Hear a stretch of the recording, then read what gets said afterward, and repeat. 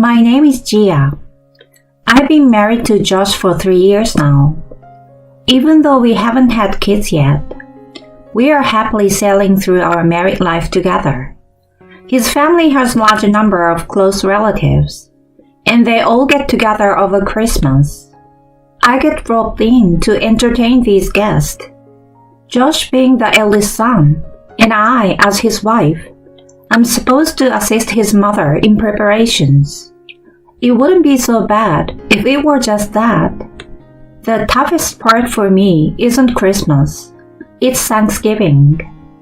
During the 4-day weekend, all the relatives gather at once and feast together. I have dreaded this holiday ever since I got married. It's not that I dislike having holiday parties.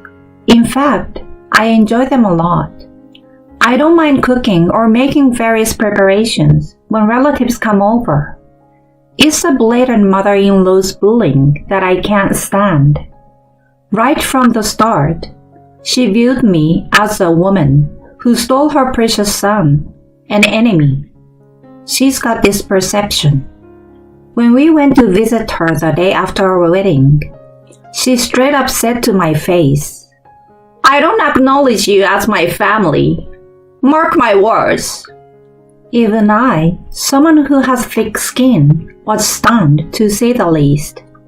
I thought, wow, is she seriously that jealous of me? Since I understood I wasn't her cup of tea, I resolved to be as unobtrusive as possible. However, I remain an enemy no matter what I do to comply, and she's never pleased with me. When I follow her instructions in cooking, "It's tasteless.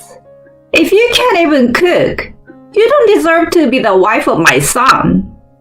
When I hang the laundry, "You are doing it all wrong. Redo everything." When I clean the room, "There's still dust over there. What are you, blind?" Just like that, she criticizes every move I make. When I talk to Josh about it, he says, "Yeah, she's going a bit too far. Let me speak to her." He asked her to tone down her remarks about me, to which she weeps crocodile tears, saying, "I just want her to be a good wife." She tried to get his sympathy. I'm like, who would fall for fake tears like that? To my shock, Josh starts comforting her. "Mom, I'm sorry. I didn't mean to hurt you. I just want you guys to get along, you know." He nearly tears up himself. It's so pathetic that it makes me want to cry. When something like this happens, he calms up around her for a while. He even tells me, "Mom cares about you and is looking after you. Can't you meet her halfway?" It reaches a point where I can't take it anymore.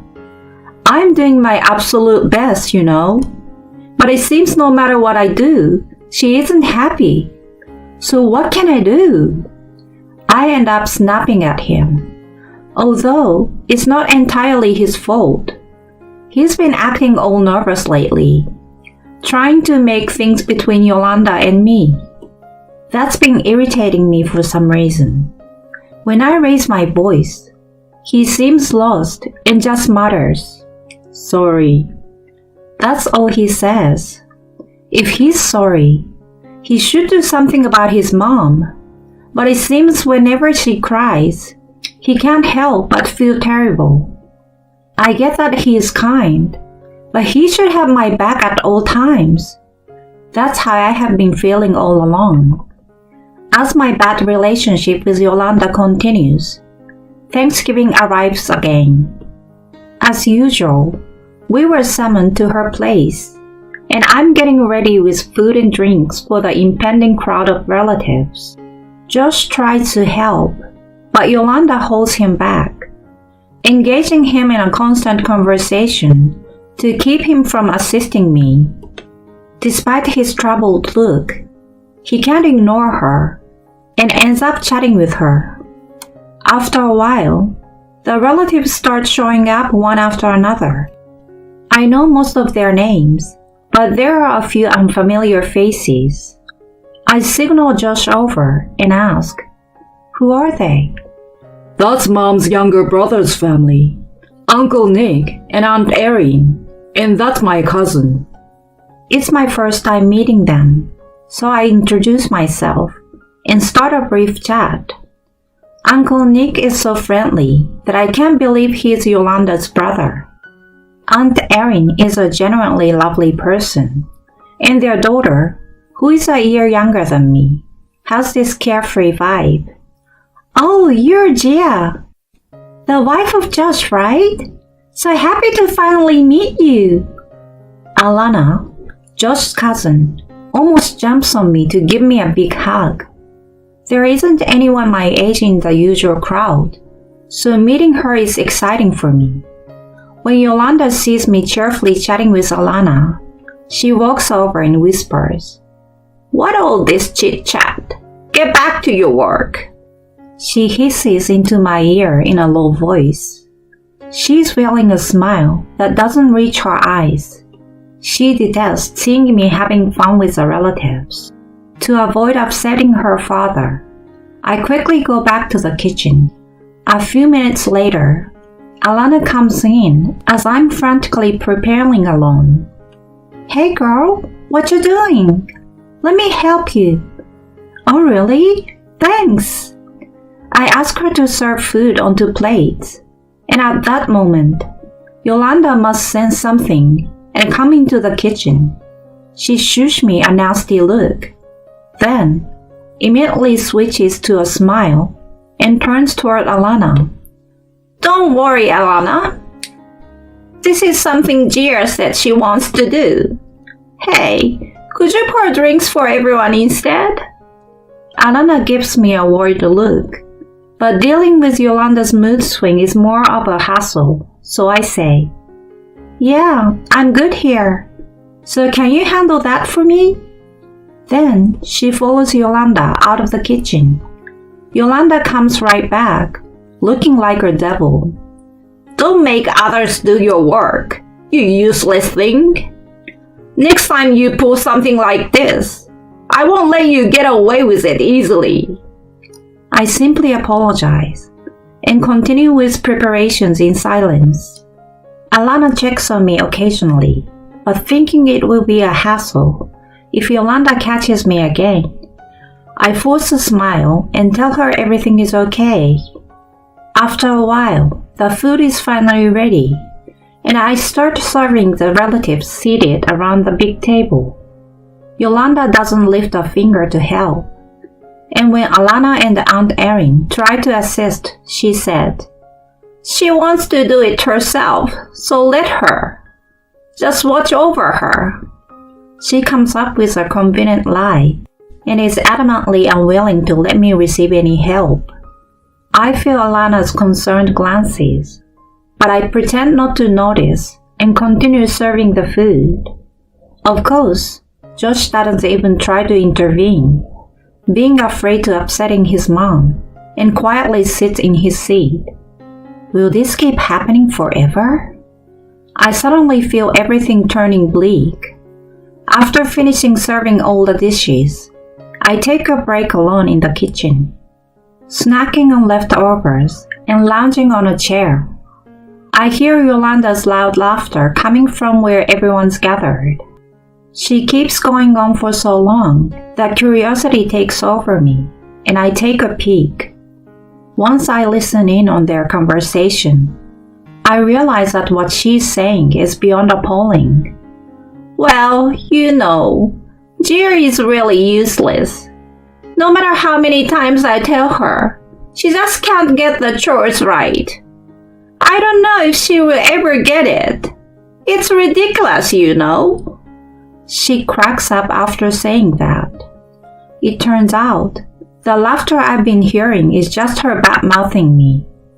I know she dislikes me, but I never imagined she'd make fun of me in front of relatives. Her voice is loud, so I'm pretty sure the entire room is aware of my faults now. I glance at Josh. who is awkwardly smiling and not saying a word despite being in a position to fight for me. Why is he smiling? I can't help blurting out. The person who should have my back is just sitting there, laughing awkwardly without a protest. I'm incredibly frustrated and feeling pathetic. Yolanda keeps spouting one bad things after another about me. She can't even hang the laundry right, so I always have to redo it. Cleaning either. There are always some dirty spots left. In the end, it's double the work for me. See, the food is kinda meh, isn't it? She doesn't make an effort.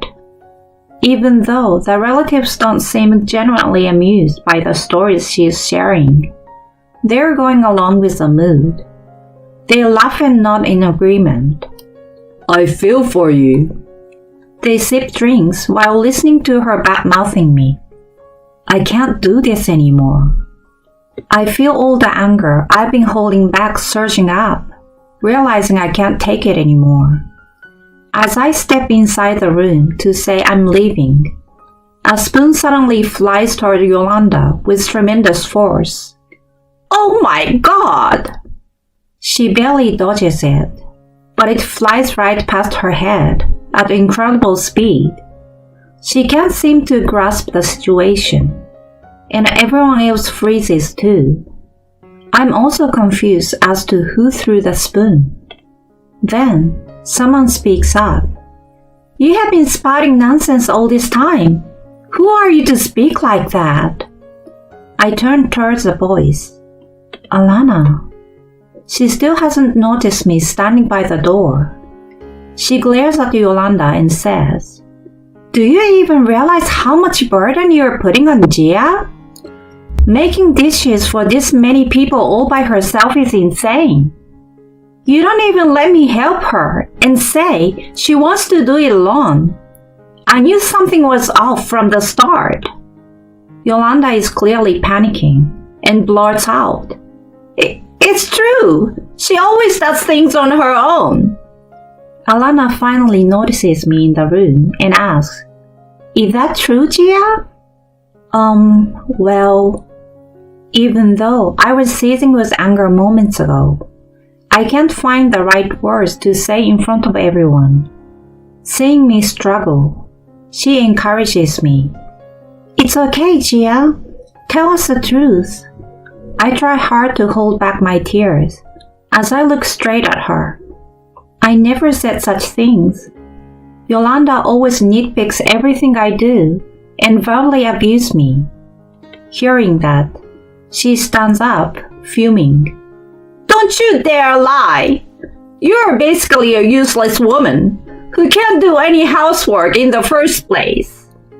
Alana grabs a wine glass and throws a drink at her face this time. What the? Drenched in wine, she doesn't immediately grasp what has happened. She's completely stunned and frozen in time. Alana opens her mouth again and says firmly, Seriously, get real. Can you even handle preparing all the food for everyone by yourself? Can you even cook dishes this good? Despite Yolanda constantly picking on me, she isn't particularly skilled in household chores herself. If she claims she can, Alana might immediately retort with, Then do it now. She must sense it too, so she keeps her mouth shut. Then Alana looks around and says to everyone, And you people, just fake smiling and listening. Shame on you. You are all a disgrace as human beings.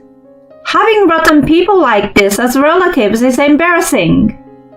Even if they didn't truly agree with Yolanda, they were indeed going along with her.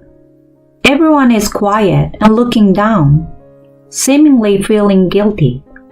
Alana looks around the table and says, You all are supposed to be mature adults, but you can't even say sorry. How pathetic! She lets out an exaggerated sigh and starts walking straight toward Josh. She then grabs a wine bottle nearby and pours it upside down over his head. Looking confused, he's at a loss for words. How about that?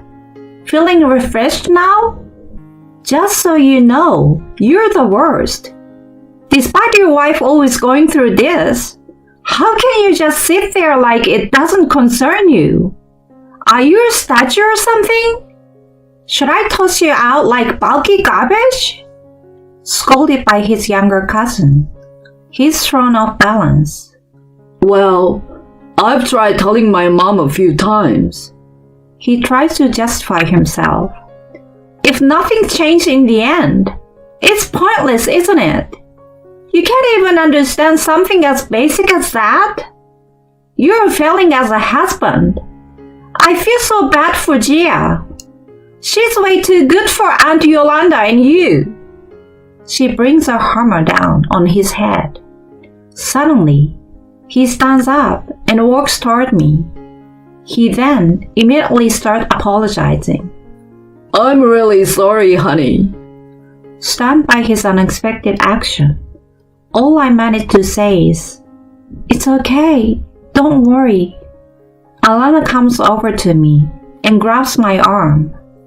"Come on, Gia, let's go grab something good to eat." So she takes me in her car to an Italian restaurant she likes. We talk about a lot of things, and I feel completely refreshed. Afterward, Yolanda and Josh apologized to me, and Alana gave them a stern scolding to ensure it wouldn't happen again. After the embarrassment in front of our relatives, I bet Yolanda won't pick on me anymore. Josh promised he wouldn't overlook it again, so this time, I will let it slide. If something like that even happens again in the future, well then, because of the incident, Alana and I are close friends now. We vent on each other and enjoy going out and shopping together. I'm truly grateful to her. My current position and environment is all thanks to her, you know.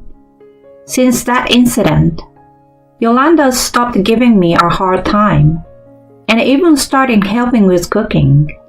I've reduced my visit to her place and kept a balanced relationship. I hope we can maintain this moderate distance and continue our good relationship for a long time.